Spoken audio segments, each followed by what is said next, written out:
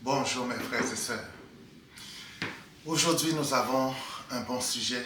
Nous allons demander à Dieu de nous conduire dans toute la vérité par son Saint-Esprit, en son Fils, notre Maître Seigneur Jésus-Christ. Père, nous te demandons, Seigneur Dieu, d'ouvrir nos cœurs afin que nous puissions comprendre cette parole que tu vas nous enseigner. C'est une question, Seigneur Dieu, qui est primordiale pour nous, tes enfants. Nous te prions, Père, de nous guider et de nous conduire afin que les paroles que nous allons prononcer viennent directement de ton Saint-Esprit. C'est au nom de notre Maître Seigneur Jésus-Christ que nous te prions. Amen. Bonjour mes frères et sœurs. Cette semaine, nous allons répondre à une question que j'entends depuis que je suis tout petit. J'entends ma mère, j'entends les gens que je côtoie parlent toujours ainsi. Et la question que nous avons reçue provient d'une fois qu'un enfant était en train de parler avec sa mère. C'est pas un enfant, un jeune adulte qui disait à sa maman qui avait un projet: maman, si ton projet ne réussit pas, c'est parce que ce n'est pas dans le plan de Dieu, ce n'est pas ce que Dieu veut pour toi, ce n'est pas ce qui t'était destiné. Voilà, c'est plus clair comme ça. Or, est-ce que c'est vrai? Tout ce qu'on ne peut pas réussir, c'est parce qu'on n'était pas destiné à cela. Qu'en dit la parole de Dieu? Qu'en dit la Bible à ce sujet? Parce que plusieurs enfants de Dieu sont convaincus que tout ce qui leur arrive vient de Dieu. Ou ils n'étaient pas destinés à l'avoir. Est-ce que c'est ça que nous enseigne la parole de Dieu? Alors, nous allons voir ce que Dieu nous dit là-dessus. La parole de Dieu nous dit que Dieu nous donne toujours un choix. Et c'est dès le jardin d'Éden. Nous pouvons constater qu'Adam n'a pas voulu. Adam ne voulait pas que Dieu règne sur lui. Il ne veut pas. Donc, est-ce que ce qui arrive à Adam, c'était ce que Dieu a préparé pour lui? Est-ce que ce qui est arrivé à Abraham, lorsque Abraham est allé faire un enfant, Ismaël, avec une autre femme, est-ce que c'est ça que Dieu avait préparé pour lui? Est-ce qu'Abraham pouvait dire: oh Seigneur, c'est ça que tu m'avais promis? Lorsque Moïse a envoyé les 12 espions aller faire l'espion pour voir si le pays était correct, est-ce que c'est ça que Dieu avait préparé pour lui? La parole de Dieu nous dit que non. Donc, il n'est pas vrai que nous sommes des robots, que nous n'avons aucune décision à prendre dans cette vie. D'où vient cette pratique? La parole de Dieu nous donne toujours un choix. Alors nous allons voir dès le jardin d'Éden qu'est-ce qui s'était passé dans Genèse 2, versets 16 et 17. L'Éternel Dieu donna cet ordre à l'homme, un ordre divin. L'Éternel Dieu donna cet ordre. L'ordre est divin à l'homme. C'était quoi cet ordre? Tu ne pourras pas manger de tous les arbres du jardin. Verset 17, Genèse 2. Mais tu ne mangeras pas l'arbre de la connaissance du bien et du mal, car le jour où tu en mangeras, tu mourras. Alors voilà deux choix devant notre patriarche, notre père Adam. Voilà deux choix. Tu pourras manger, verset 16, Genèse 2, tu pourras manger tous les arbres du jardin. Tu ne mangeras pas l'arbre de la connaissance du bien et du mal. Le jour où tu en mangeras, tu mourras. Est-ce que ce n'est pas clair? Qu'est-ce qui n'est pas clair là-dedans? Alors pourquoi on dit: oh, tout ce que nous arrive vient de Dieu? Ça vient d'où? Ça vient d'où ça? Dieu donne des ordres à ses enfants. Puis, est-ce que tous les enfants de Dieu suivent les commandements que Dieu donne? La réponse est non. Mais j'entends déjà des adeptes qui me sortent ce verset, qui me disent ceci. Écoute Luc 4. Mais Romains 8, verset 28 dit ceci. Nous savons du reste que toute chose concourt au bien de ceux qui aiment Dieu. Ça fait un. De ceux qui sont appelés selon son dessein. Nous avons deux choses ici. Là. Donc arrêtez de dire tout ce qui vous arrive, c'est ce verset. On dit ici, toute chose concourt au bien. Au bien. Il n'y a pas de mal dedans. Il n'y a pas de souffrance. Il n'y a pas de tribulation. Concourt au bien. Deuxième chose, de ceux qui sont appelés selon son dessein. Concourt au bien. Et non des échecs, des luttes, des tribulations, des souffrances, des peines. Non, concourt au bien. Alors, il faut cesser d'aller cacher derrière ce verset pour nous consoler de notre manque d'administration et notre manque de planification et notre manque de discipline. Vous voyez? Ce n'est pas vrai tout ce qui vous arrive. C'est parce que, oh, je suis un enfant de Dieu. Non. Regardez comment vous avez fait votre administration. Regardez, est-ce que vous avez fait un plan? Regardez si vous avez eu une discipline. Est-ce que vous payez vos cellulaires? Est-ce que vous payez votre maison? Est-ce que vous vivez bien avec votre épouse? Est-ce que vous vivez bien avec votre époux? C'est quoi votre discipline? Comment avez-vous élevé vos enfants? Pourquoi ils sont ainsi aujourd'hui? Peut-être parce qu'ils sont désobéissants. On ne le sait pas. Mais il y a quelque chose qui ne vient pas de Dieu là-dedans. Selon son dessein. Voici ce que les de Dieu oublient. Pas selon notre dessein. Selon son dessein. Son dessein, c'est quoi? Selon le plan de Dieu, selon le décret de Dieu, selon le propos de Dieu. Alors voilà que ne sortez plus ce verset pour aller vous cacher pour votre manque de discipline, parce que vous n'avez pas suivi le plan de Dieu, vous n'avez pas suivi l'ordre divin. Parce que l'homme forme lui-même beaucoup de projets. Cela ne prouve pas que nous sommes des robots. Nous avons le droit d'avoir des propres projets. Qu'en dit la Bible? Proverbe 19, verset 21. Il y a dans le cœur de l'homme beaucoup de projets. Mais c'est le dessein de l'Éternel qui s'accomplit. Gloire à toi, Seigneur Jésus-Christ. Alors, qu'est-ce que ça dit? Ça dit qu'il y a une forme de désobéissance.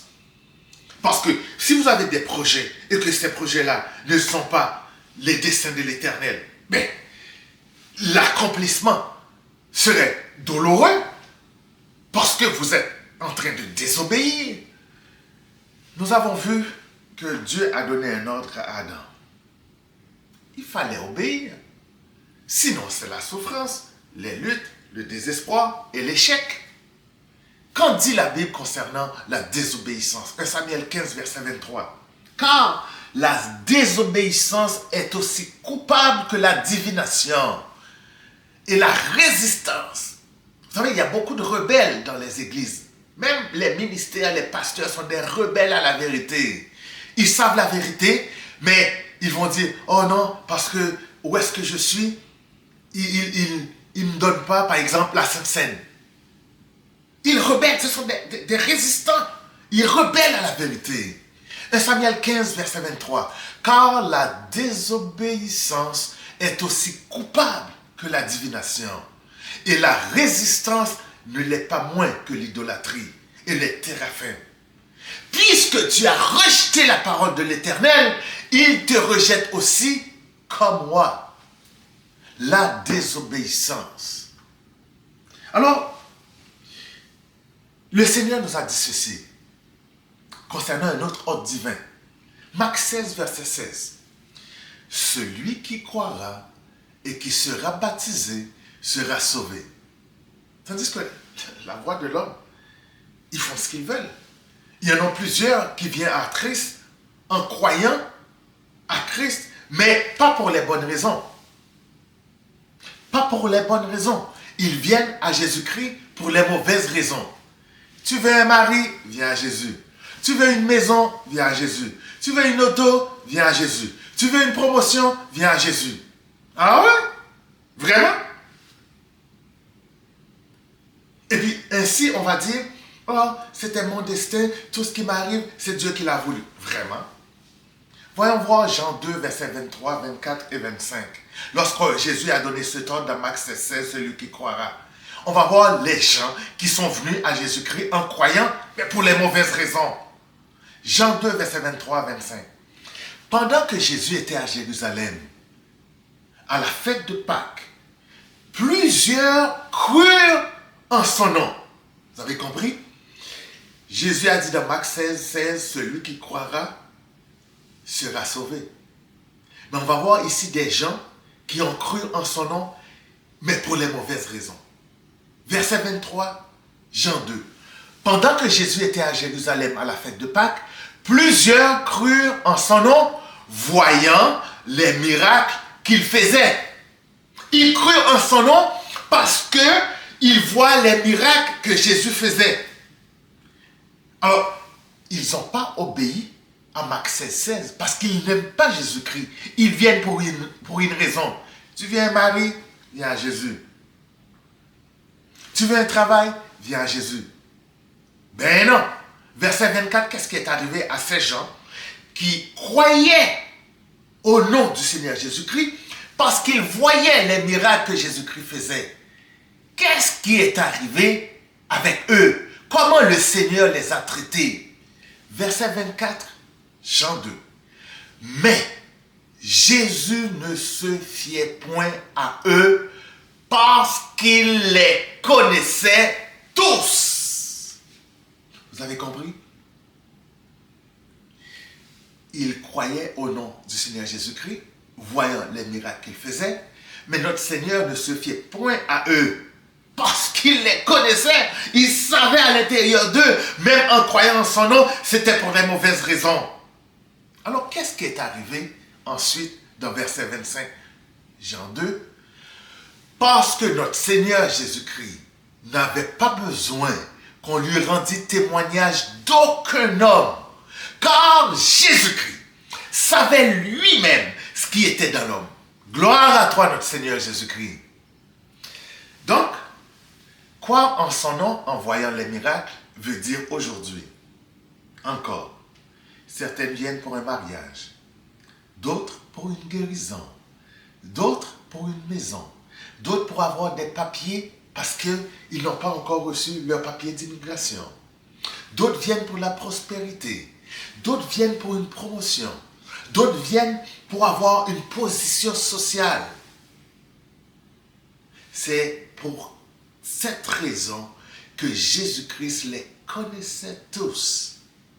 Ils n'aiment pas vraiment Dieu. Ils viennent pour un projet.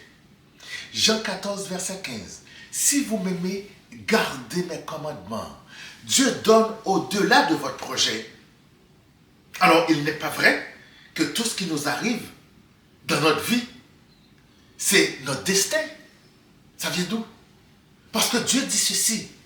Matthieu 6, verset 33. Cherchez, premièrement. Cherchez, premièrement. Chercher, c'est une action. Vous voyez? Cherchez, premièrement. Le royaume de Dieu et sa justice.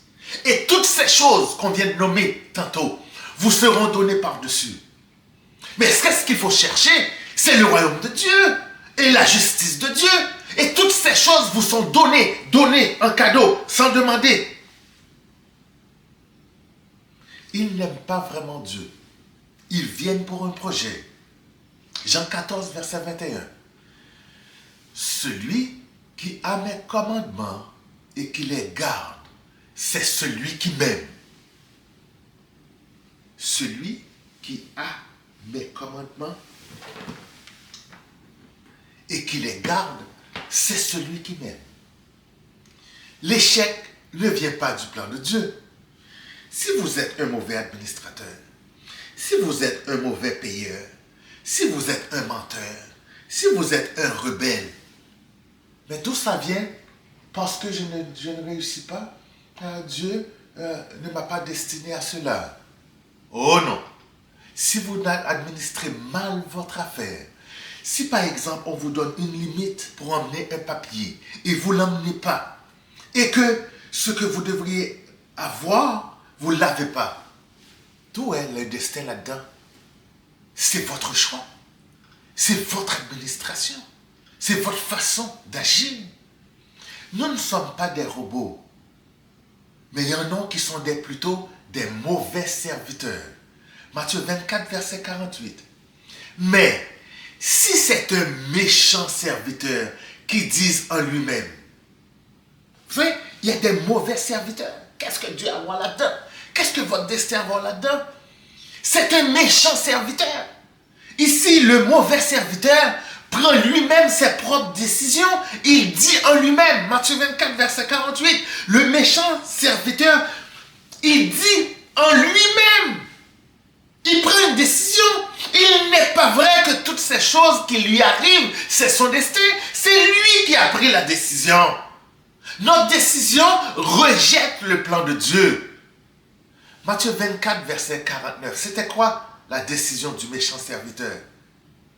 Matthieu 24, verset 49. S'il se met à battre ses compagnons, s'il mange et boit avec les ivrognes, où est son destin là-dedans? Il a pris la décision. Au lieu de faire du bien à ses compagnons, il les bat. Au lieu de lire des psaumes, de chanter des cantiques, de tomber dans la prière, de faire le jeûne. Mais non, il mange et boit avec les ivrognes.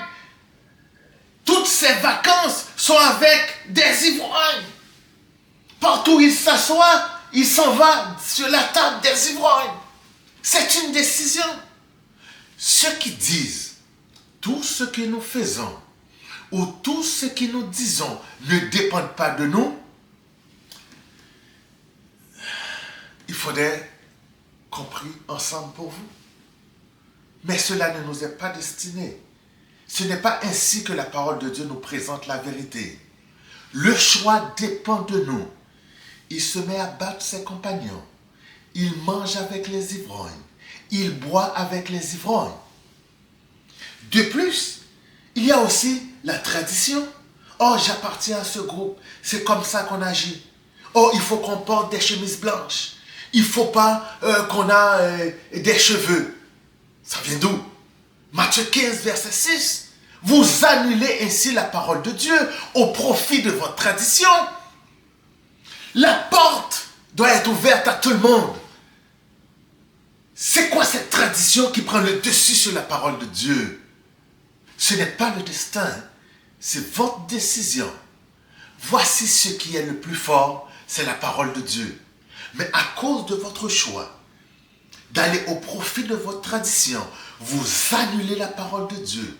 Rien que Dieu fait, il le fait à l'extérieur de sa parole. Or, voici, à cause de notre tradition, on annule la parole de Dieu. C'est ça le destin? C'est ça que Dieu a préparé pour vous, d'annuler sa parole au profit de votre tradition? D'empêcher les autres d'entrer à cause de votre tradition? C'est ça la parole de Dieu? C'est ça le destin? Rien ne peut être fait sans la parole de Dieu. Jean 1, verset 3. Toutes choses ont été faites par la parole. Et rien de ce qui a été fait n'a été fait sans la parole. Or, lorsque vous annulez la parole de Dieu au profit de votre tradition, quelle chose que vous allez faire? Vous voulez faire des choses sans la parole de Dieu et vous dites c'est votre destin? Il n'est pas vrai cette déclaration. Ce sont nos choix de ne pas vivre selon la parole de Dieu qui est la cause. Nous ne sommes pas encore des robots. Notre choix dépend de notre décision. Voilà que Dieu met toujours deux chemins. Depuis le jardin d'Éden, deux chemins. Deutéronome 30, verset 19. J'en prends aujourd'hui à témoin contre vous, le ciel et la terre. J'ai mis, Dieu met devant toi, la vie et la mort, la malédiction et la bénédiction. Choisis la vie. On a un choix, mes frères et sœurs. Oui, on a un choix. Oh oui, on a un choix. Je vais vous dire quelque chose. Dans Psaume 25, verset 12. Ouais, verset 12. L'homme qui craint l'Éternel lui donne comment choisir. Vous entendez? L'homme qui craint l'Éternel, comment il doit choisir. Mais on a toujours un choix. Arrêtez de croire que vous ne pouvez pas choisir. Matthieu 7, versets 13 et 14 nous dit, entrez par la porte étroite. Entrez. Il y a un effort à faire. Entrez par la porte étroite. Car large est la porte, spacieux est le chemin qui mène à la perdition. Alors voilà deux choix. Verset 14, Matthieu 7. Étroite est la porte, resserré est le chemin qui mène à la vie, et il y en a peu qui les trouvent. Or, le chemin qui mène à la perdition, il y en a beaucoup qui rentrent par là. Mais la porte qui est étroite, qui est resserrée, il y en a peu qui les trouvent. Deux choix. Plusieurs ne désirent pas souffrir. Plusieurs ne veulent pas renoncer à eux-mêmes. Plusieurs entrent dans le chemin de la perdition. Plusieurs ne désirent pas la porte étroite. Plusieurs ne veulent pas le chemin qui mène à la vie. Plusieurs ne veulent pas être un bon administrateur. Plusieurs ne veulent pas être disciplinés.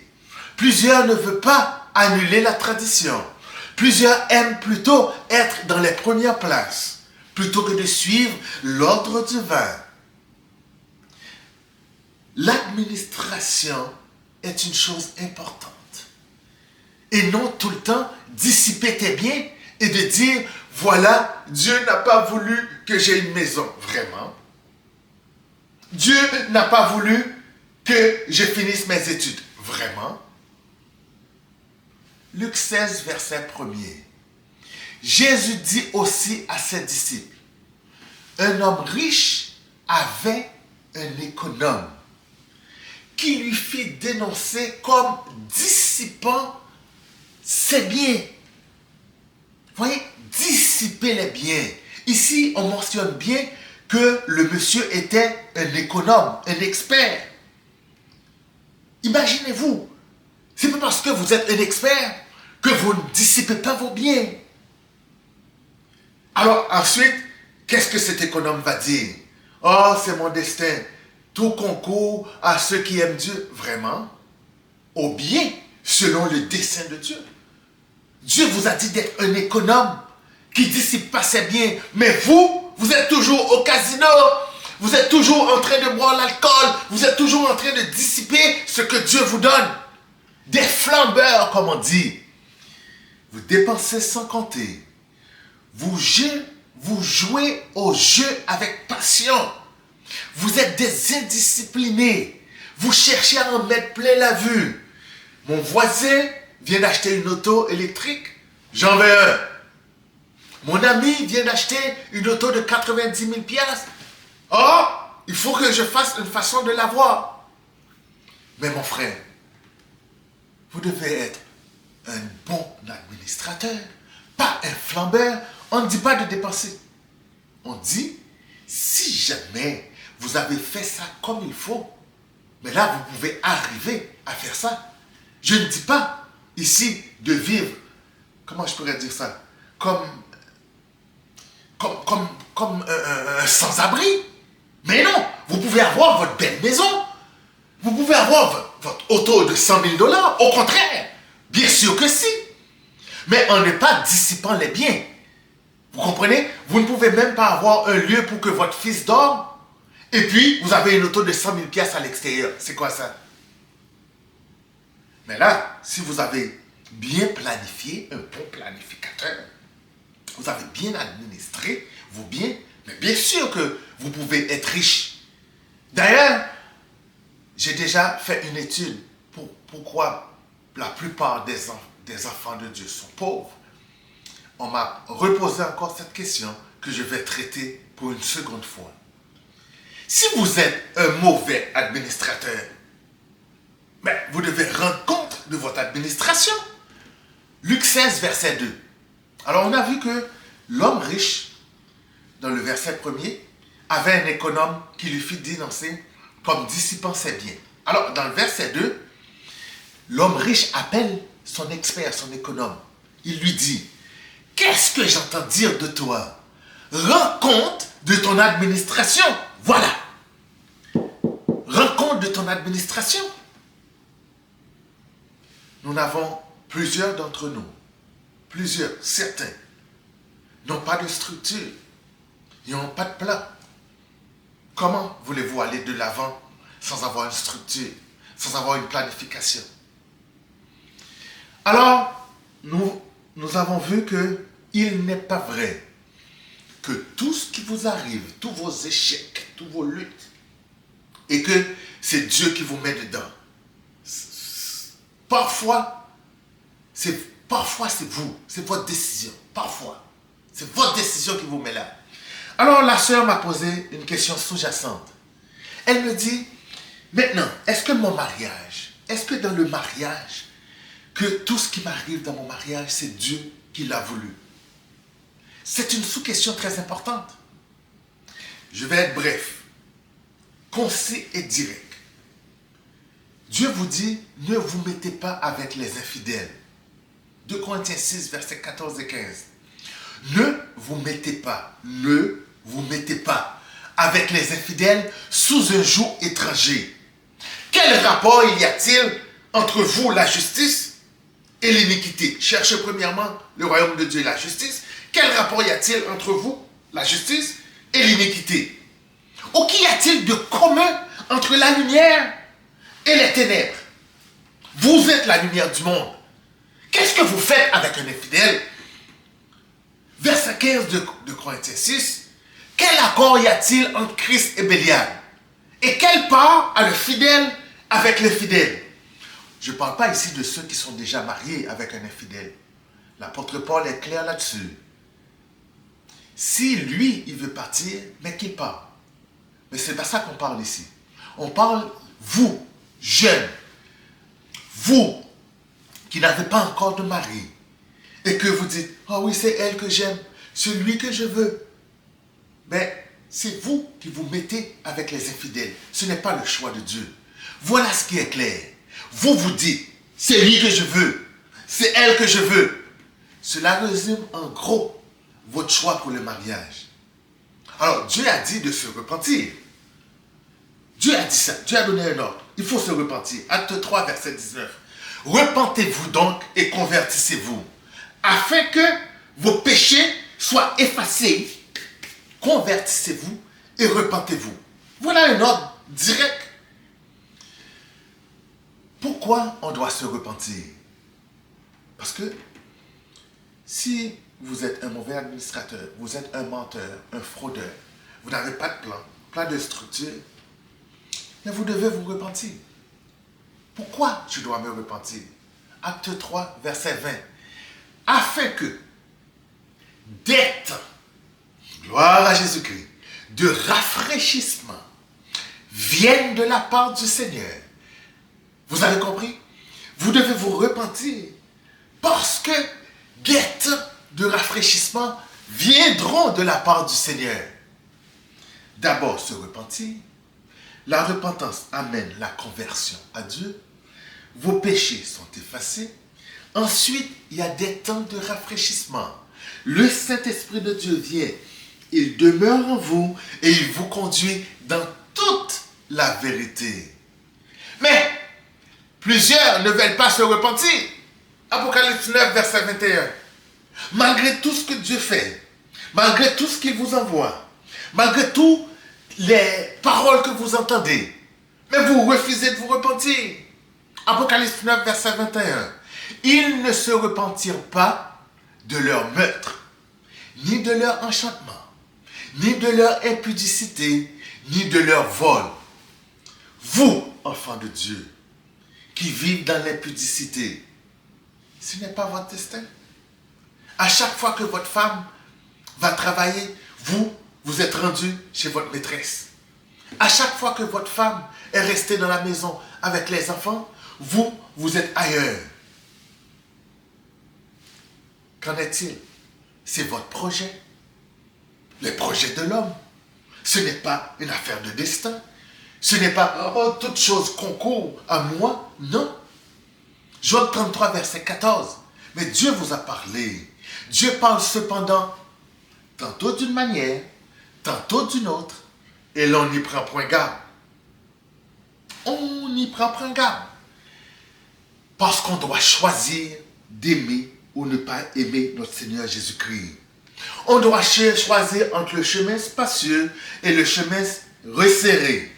On doit choisir entre plaire à Dieu, de suivre sa parole, ou de suivre la tradition, de suivre le groupe, le secte où je me trouve. Parce qu'on doit choisir en croire à Jésus-Christ parce que nous l'aimons et non pour des miracles. Alors, que faut-il faire pour réussir? Que faut-il faire? Pour que tous mes projets maintenant réussissent, en entendant tout ça, mais qu'est-ce que je dois faire, mon frère, Locat? Proverbe 16, verset 3. Proverbe 16, verset 3. Recommande à l'Éternel tes œuvres. Gloire à Jésus-Christ. Et tes projets réussiront. Que faut-il faire pour réussir? Déchargez-vous sur Christ. 1 Pierre 5, versets 6 et 7. Humiliez-vous donc sous la puissante main de Dieu afin qu'il vous élève au temps convenable. Verset 7.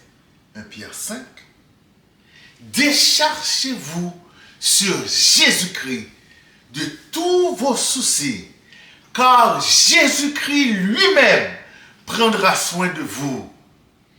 Alors, que faut-il faire? Recommande à l'Éternel tes projets, humiliez-vous sous sa main puissante de Christ, déchargez-vous sur Christ tous vos soucis, cherchez et vous trouverez, frappez, on vous ouvrira, demeurez dans la prière, vérifiez dans la parole du Seigneur. Gloire à Jésus-Christ. Maintenant, que Dieu approuve votre projet, qu'est-ce qu'il va faire pour vous? Lorsque l'Éternel approuve la foi d'un homme, Proverbe 16, verset 7. Proverbe 16, verset 7. Quand l'Éternel approuve votre projet, quand l'Éternel approuve la voie que vous allez prendre, lorsque l'Éternel approuve ce que vous allez exécuter, l'Éternel dispose favorablement à votre égard, même vos ennemis. Gloire à Jésus-Christ. Vous avez compris? Proverbe 16, verset 7. Lorsque l'Éternel approuve votre projet, lorsqu'il approuve votre voie, il dispose, l'Éternel dispose, le Seigneur Jésus-Christ dispose favorablement à votre égard, même vos ennemis. Être agréable à Christ, car Christ répond à toutes les prières. 1 Jean 3, verset 22. Quoi que ce soit nous demandions, nous le recevrons de lui. Pourquoi? Quoi que ce soit nous demandions, nous le recevrons de lui. Pourquoi? Parce que nous gardons ses commandements. Parce que ce que nous demandons est dans ses commandements. Parce que ce que nous faisons se trouve dans sa parole. Parce que ce que nous demandons est selon son dessein. Ce que nous demandons est selon le plan qu'il a préparé pour nous. Selon les projets qu'il a préparés pour nous. Alors, quoi que nous demandions, nous le recevons de lui. Gloire à Jésus-Christ. Et que nous faisons ce qui lui est agréable. Christ répond à toutes les prières. 1 Jean 3, verset 24. Ça ne veut pas dire que c'est tout le temps une réponse positive, mais il vous répond. Je ne veux pas dire qu'il va vous exaucer dans toutes les prières que vous faites. C'est ça que je dis ici. Je dis que il répond. Il vous donne une réponse soit positive, soit négative. Mais il répond à toutes les prières. 1 Jean 3, verset 24. celui. On n'a pas dit des gens qui vont à l'église. Hein? On dit celui qui garde les commandements du Seigneur Jésus-Christ demeure en Dieu. Et Dieu demeure en lui. Et nous connaissons qu'il demeure en nous par l'esprit qu'il nous a donné. Justement, j'ai une question sur le parler en langue, sur l'esprit, que je vais traiter également. 1 Jean 3, verset 24. Celui qui garde ses commandements demeure en Dieu. Et Dieu demeure en lui. Et nous connaissons qu'il demeure en nous par l'esprit qu'il nous a donné. Qu'est-ce que ça veut dire garder ses commandements? On doit demeurer en Dieu. Dieu demeure en nous. Et l'esprit de Dieu demeure en nous. Alors on a ici Dieu, c'est-à-dire le Père, le Fils et le Saint-Esprit demeurent en nous. Alors on a deux voies, deux chemins, deux destinées. Deux voies, deux chemins, deux destinées. Proverbe 10, verset 9. Le premier chemin, la première voie et le premier destin. Celui qui marche dans l'intégrité marche avec assurance. Voici la première voie. La deuxième voie. Celui qui prend des voies tortueuses sera découvert. Alors, mes frères et sœurs, pour terminer, nous allons finir avec Proverbe 10, verset 22. Vous cherchez la richesse? Je dis Amen. Mais cette richesse, il se trouve ici. Proverbe 10, verset 22. C'est la bénédiction de l'Éternel qui enrichit. Pourquoi?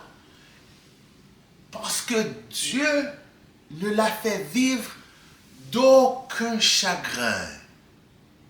C'est la bénédiction de l'Éternel qui enrichit. Et le Seigneur Jésus-Christ ne fait pas suivre cette bénédiction d'aucun chagrin. Père, nous te remercions pour ce que tu es. Tu veilles sur nous et tu gardes sur nous. Oui, Seigneur, tu nous donnes des chemins auxquels que nous avons un choix. Le choix de t'aimer, Seigneur Jésus-Christ, ou le choix de ne pas se repentir. Le choix de venir pour une mauvaise raison, ou le choix de venir parce que nous aimons tes commandements.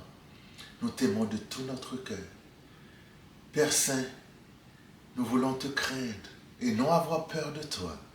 Oh non, te craindre et non avoir peur. Afin, Seigneur Dieu, tu peux nous mettre dans un chemin qu'on doit choisir. Au nom de notre Maître et Seigneur Jésus-Christ, ton Fils, qui nous conduit par son Saint-Esprit. Amen.